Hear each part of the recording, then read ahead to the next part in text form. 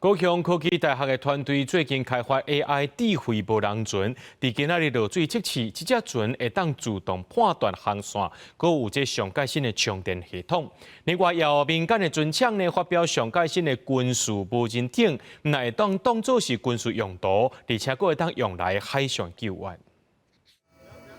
这只差不多3米长的无人船200落水航行，这是高雄科技大学7个科系共同研发的无人智慧船向阳号。伊结合 AI 巡航系统，会当自动判断航线，而且佫是用氢能电池来做动力，船顶氢气嘛会当发电，供应无人船走长途。 氢气呢，你只要持续的供应，它就会持续的发电，然后充给我们的电子，然后让整个旅程增加。我船仔咧充电时阵，我充电盘甲我船仔的距离吼，迄袂使离伤远，嘛袂使离伤近，嘛袂使变来变去。因为变来变去的时阵，伊迄个电吼会卖变来变去，安尼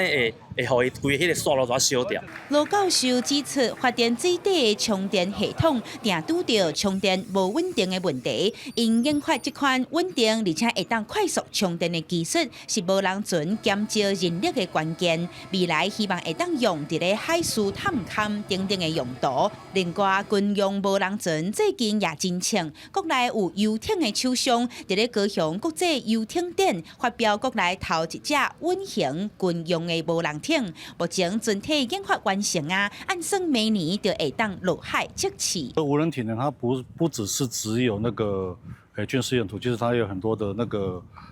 在民用方面其实有很多的功能啊。哦，那像以海巡来讲的话，自动收放那个 救生圈啊，可以去做这些搜救的功能，这样子。业者强调，各国当伫咧积极发展无人船艇，台湾的造船产业该出名，希望学界甲产业界斗阵合作，来提升台湾的海洋实力。记者柯昭荣高雄报道。